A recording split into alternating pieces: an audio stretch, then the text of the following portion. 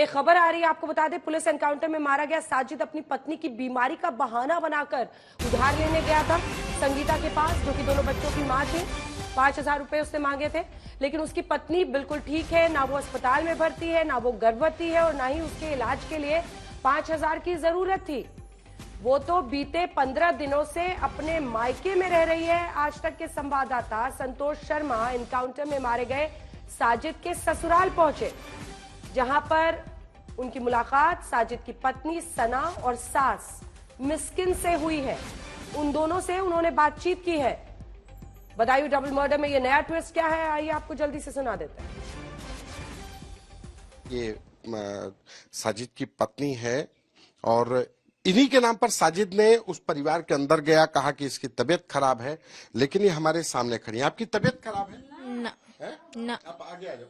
ना नहीं, आपके पति ने कहा कि जो है आप अस्पताल में एडमिट हैं और बच्चे के आप आगे आ जाइए। हाँ हाँ। 15 दिन से है, हमारी लड़की में खुद पहुंचाएगा ये साजिद की सास है, बेटी की माँ है ना? क्या ये बेटी की तबीयत खराब है? ना, सही है हमारी बेटी तो। साजिद ने वहां पे कहा कि उसकी पत्नी की तबीयत खराब है, प्रेग्नेंट थी, उसको आज डिलीवरी होनी है, इसलिए 5,000 रुपए मांगे। ना, बेटी हमारी जठड़ी है। अच्छा। अब उनको राज नहीं को पता है, हमें क्या पता। हमारी बेटी हमारे जो और हम हिया। साजिद ने झूठ बोला फिर? अब साजिद को पता हुई, हम साजिद के साथ थोड़ी ना है, हम तो अपने घरे। साजिद ने जैसे ये घटना कर दी, 2 बच्चों को मार दिया उसने, तो आप लोगों से तो बात होती होगी, आपका दामाद बात होती ना, बात ज्यादा ना करते, मतलब जैसे कर लेते, खैर सल्ला खाए ले, ठीक हो ना ठीक हो, फिर और बात फालतू बात ना करते ज्यादा। आपसे बात होती थी? आपसे आखिरी बार कब बात हुई थी? हमें तो 15 दिन हो गए आए, तो पहले 8 दिन हो गए आपसे बात। आखिरी बार कब बात हुई थी? आज के दिन हुई। मतलब आज बुधवार है, तो बुध को बात। हाँ। तो तब से बात ही नहीं होती थी? ना, क्यों? जैसे इनके पास मोबाइल ना था हमारे पास। अच्छा। हाँ, इसलिए। तो मोबाइल पे फिर मोबाइल किसी को, हमारे मोबाइल में पैसा ना आते, कभी बंद हो जाते, तो ना पैसा आए तो फोन इसलिए ना आए। अच्छा। हाँ, खैर सलाह, मतलब कोई झगड़ा ना सो कोई बात नहीं। आइए चर्चा की शुरुआत करते हैं। सभी खास मेहमान हमारे साथ जुड़े हुए हैं। सबसे पहले आपके पास आते हुए शलमणि त्रिपाठी जी, कानून व्यवस्था आपके राज्य में एक बड़ा मुद्दा बनता चला जा रहा है। आखिर अपराधियों को पुलिस का खौफ क्यों नहीं है? ऐसी घटना हो रही है, हिंदू मुस्लिम तो बाद में उस पर करते रहिए, जिसको जो करना है, जो एंगल निकालना है। विपक्ष कह रहा है आप लोग सांप्रदायिक तनाव पैदा करने के लिए खुद ही ऐसे घटनाओं को अंजाम देते हैं चुनाव से पहले। लेकिन सवाल तो कानून व्यवस्था है, कानून के इकबाल का है, अपराधियों के मन में डर का है, जिसका आप लोग दम भरते हैं। अंजना जी, मुझे लगता है कि आपकी रिपोर्ट अभी आपने जो दिखाई है, वो रिपोर्ट किसी भी ने भी अगर देखी होगी तो बच्चा भी समझ सकता है कि ये पूरी घटना किस प्रकार से हुई। दोनों परिवारों में आना जाना था, बच्चे जाके बाल कटवाते थे साजिद के यहाँ, आपस में एक दूसरे के यहाँ मेल जोल था, उनके घर वो उधार मांगने गया, 5,000 रुपए उसने दिए, और इस प्रकार घर में घुसकर, इसको निश्चित तौर पर आपराधिक घटना है, लेकिन इसको विश्वासघात कहेंगे, इसको तो गद्दारी कहेंगे, इसको तो घर में घुसकर जिस प्रकार के कहते हैं कि किसी के घर में जाके आप उसको विश्वास में लेके घर उजाड़ दें, उसको ये कहेंगे। और कार्रवाई किस प्रकार की हुई? हम अगर कहते हैं कि जीरो टॉलरेंस है, तो आपने देखा हो कि बहुत से लोग आज अगर अपनी छाती पीट रहे हैं तो इस घटना को लेकर पीट रहे हैं कि जिस साजिद ने इस घटना को अंजाम दिया, 1 घंटे के भीतर पुलिस ने किस प्रकार की कार्रवाई की। लेकिन आप जरा सोचिए कि तमाम सारे लोग जो अभी डिफेंड करेंगे और इस घटना को अलग रूप देने का प्रयास करेंगे, दरअसल उनको भी पता है कि ये घटना लॉ एंड ऑर्डर की घटना सीधे तौर पर नहीं है, क्योंकि दोनों परिवारों में जिस प्रकार के आपसे रिश्ते थे, उसके बाद इस प्रकार की घटना होती है। लेकिन क्या कारण है कि वो उत्तर प्रदेश की कानून व्यवस्था को निशाना बनाएंगे?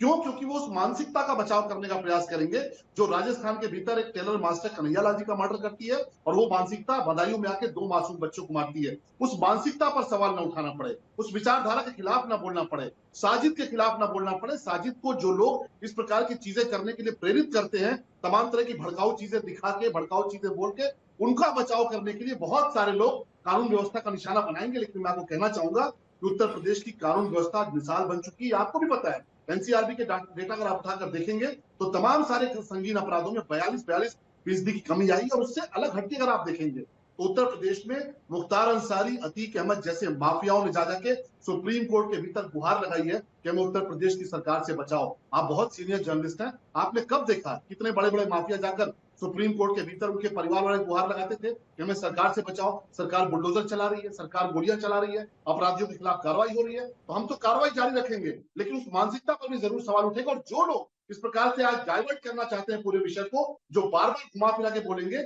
उनसे सवाल जरूर पूछेगा कि उस मानसिकता के खिलाफ बोलने में उनको क्यों डर लगता है, जो कन्हैया लाल जी की भी कातिल है, जो इन बच्चों की भी कातिल है। जिस प्रकार से घटना को अंजाम दिया गया, मुझे लगता है इससे ज्यादा नृशंस, इससे ज्यादा दुखद कुछ भी नहीं हो सकता। 2 मासूम बच्चों को मारा गया, तीसरे को मारने की कोशिश हुई। जिस परिवार में जाके बैठता था, जिस परिवार में जाके खाना खाता था, जिस परिवार में वो पैसे उधार देता था, आखिर कौन सी मानसिकता है जो इस प्रकार की घटनाएं अंजाम देने के लिए उनको प्रेरित करती है। लेकिन उत्तर प्रदेश में और देश में मोदी जी की सरकार है, उत्तर प्रदेश में योगी जी की सरकार है। ऐसे हर अपराधी से हम मजबूती से निपटेंगे, मिसाल बनेगी, और मिसाल ही बनेगी कि बदायूं में आज लोग, पीड़ित परिवार भी कह रहा है कि बिल्कुल इंसाफ हुआ है, आगे भी इंसाफ होगा। जो दूसरा अपराधी भागा हुआ है उसके खिलाफ भी ऐसी कार्रवाई होगी कि निश्चित तौर पे आप देखेंगे कि नजीर बने। शौकत अली जी, मैं आपके पास आना चाहती हूँ, उसके बाद सुरेंद्र जी मैं आपके पास आऊंगा, क्योंकि दूसरी बड़ी पार्टी के तौर पर समाजवादी पार्टी को ही वहां पर देखा जाता है। जरा शौकत अली साहब ये समझाइए, उस माँ का दर्द आपने देखा है, उसके आंसू देखे हैं, उसके तड़पण को देखा है, और आप लोग अभी से ही पॉलिटिक्स कर रहे हैं। मैं आप ही के नेता का बयान पढ़ के सुनाती हूँ अपने दर्शकों को, वो भी समझे कि एक तरफ 2 बच्चों के साथ इतनी निशंस उनकी हत्या की गई है और आपकी पार्टी किस काम में जुट गई है।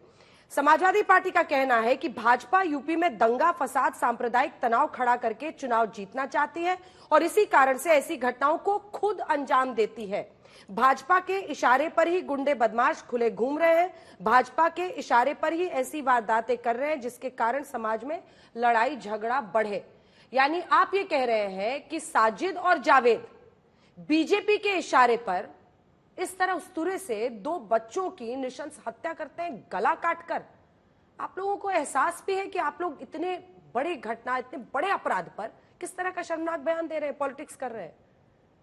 अंजना जी, अगर समाजवादी पार्टी पॉलिटिक्स कर रही है तो भारतीय जनता पार्टी उससे गहरी ज्यादा पॉलिटिक्स कर रही है। आपको याद होगा भी, सुमन त्रिपाठी जी ने 2 ही नाम लिए, एक नाम मुख्तार अंसारी का, दूसरा नाम अतीक अहमद का। उत्तर प्रदेश में, समूचे उत्तर प्रदेश में 2 अपराधी हैं, एक का नाम मुख्तार अंसारी है, दूसरे का नाम, जो कि मृतक हो चुके हैं, इस दुनिया से जा चुके हैं, उनका नाम अतीक अहमद है। तीसरा उत्तर प्रदेश में कोई अपराधी है नहीं। अब कानून नाम की चीज, कानून का इकबाल एकदम कायम है, उत्तर प्रदेश में अपराध हो नहीं सकता। ये राजनीति जो है भारतीय जनता पार्टी कर रही। अच्छा, मैं पूछना चाहता हूँ अंजना जी, भारतीय जनता पार्टी के मित्र से, अगर सच में कानून इकबाल अच्छा है, उत्तर प्रदेश में कानून का राज कायम है, तो मैं पूछना चाहता हूँ, कोर्ट में भी हत्याएं होती हैं, जेल में जो बंद है उनकी भी हत्याएं होती हैं, पुलिस कस्टडी में जो है उनकी भी हत्याएं हो जा रही हैं, ये जो बदायूं की घटना हुई, इस तरह की भी घटनाएं हो रही हैं, तो कानून कहाँ है आपका? कौन सी निंद्रावस्था में कानून है? भारतीय जनता पार्टी हिंदू मुसलमान करके सिर्फ ध्रुवीकरण करना चाहती है, और ये संदेश खुद भारतीय जनता पार्टी के लोग दे रहे हैं कि उस पर इस तरह की चर्चाएं हो रही हैं। समाजवादी पार्टी ये कह रही कि आज कानून की व्यवस्था एकदम लचर हो गई है, कानून नाम की चीज उत्तर प्रदेश में रही नहीं। चाहे आप किसी भी मामले में उठा के देख लीजिए, क्या पुलिस हत्याएं नहीं कर रही है? व्यापारियों की हत्या हुई है इसी प्रदेश के अंदर, पुलिस ने हत्याएं की हैं। इसी प्रदेश में लखनऊ की राजधानी, वहां भी हत्याएं हुई हैं, गुंडे खुलेआम घूम रहे, गैंगवार कर रहे हैं, लेकिन कहा जा रहा है कानून का इकबाल एकदम कायम है, पूरी तरीके से व्यवस्थाएं अच्छी हैं, कुछ भी बचा नहीं है, सब एकदम रामराज्य चालू है। फिर भी कहा जाता है कि सब कुछ अच्छा चल रहा है। अगर ध्रुवीकरण कोई कर रहा है तो भारतीय जनता पार्टी कर रही। अगर नाम लेने ही थे आपको, तो उत्तर प्रदेश के उन सारे अपराधियों के नाम लेते जो एक एक करके अपराध कर रहे हैं। आपको सिर्फ 2 ही नाम याद थे, एक मुख्तार अंसारी, दूसरा अतीक अहमद, तीसरा कोई नाम आपको याद नहीं था, या डर के मारे लेना नहीं चाहते थे? ये डर है इनके अंदर। शौकत जी, कानून व्यवस्था पर सवाल खड़े करने पर कोई प्रश्न नहीं है, पूछिए ना, कांग्रेस पार्टी भी कानून व्यवस्था पर ही सवाल खड़े कर रही है, लेकिन आप लोग तो कह रहे हैं कि सांप्रदायिक तनाव और दंगा कराने के लिए जानबूझकर ये हत्याएं कराई गई है। तो क्यों क्लीन चिट देना चाहते हैं 2 जघन्य अपराधियों को, हत्यारों को? किसने उनको क्लीन चिट दी? किसने उनको क्लीन चिट दी? आप उनको सेफ पैसेज दे रहे हैं ना। जैसे आप ये कहते हैं कि जानबूझकर दंगा कराया जा रहा है, जानबूझ के दंगा कराने के लिए घटना कराई जा रही है, तो आप उनको शह दे रहे हैं, और वो ये कर रहे हैं। ये 2 नाम लेना, अतीक अहमद और मुख्तार अंसारी, ये स्पष्ट है, ये जाहिर करता है कि सांप्रदायिक माहौल बनाया जा रहा। वरना एक बात बताइए, इस प्रदेश में सिर्फ 2 ही अपराधी बचे हैं जना जी, और कोई अपराधी नहीं है, साम्राज्य में शामिल हो गए। आपकी बात सिर आंखों पर, आपकी बात सिर आंखों पर। बस एक कनेक्शन बता दीजिए, अगर वाकई साजिद और जावेद का आपने बीजेपी के नेताओं के साथ कोई कनेक्शन ढूंढ लिया है तो बता दीजिए, पूरा देश आपको वाहवाही कहेगा कि आपने इतना बड़ा राज से पर्दा हटा दिया। लेकिन अंजना जी, चलिए, अंजना आपके जी, पास अगर 1 कोई घंटे का अपराध टाइम करेगा है। तो उसको सजा मिलेगी। अगर 1 कोई घंटे का अपराध टाइम करेगा है। उसको सजा मिलेगी, चाहे वो शौकत अली हो या कोई राहुल सिंह हो, सजा सबको मिलेगी। लेकिन एक चश्मा भारतीय जनता पार्टी ने लगा रखा हिंदू और मुसलमान का। मैंने अभी कहा ना कि 2 ही नाम लिए, तीसरा नाम भूल गए थे क्या? ये डर लगता है नाम लेने से। भारतीय जनता पार्टी इस माहौल को बनाना चाहती है, इस देश में ध्रुवीकरण हो, ये माहौल बनाने के लिए 2 ही नाम लिए उन्होंने, वरना छोटा तीसरा सा नाम भी उनकी जबान पे होना चाहिए था। क्यों नहीं लिया आपने नाम?